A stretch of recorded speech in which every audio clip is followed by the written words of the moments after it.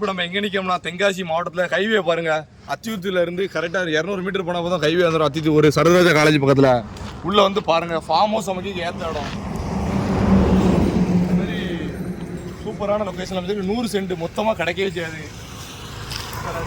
Full தென்னை மரத்தை பார்த்தீங்கன்னா வாழை காய்ப்பு தென்னை மரம் வந்து நல்லா காய்ப்பு திறனோட இருக்குது.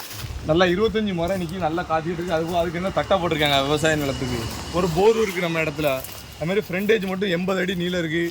அதனால் துணிஞ்சு இன்வெஸ்ட் பண்ணுவாங்க, எடுத்து போடுங்க. நல்லா ஹைவே மேலே ஃபார்ம் ஹவுஸ் அமைக்கணும்னா சூப்பராக இருக்கும். பல இடம் மொத்தமாக இருக்குது.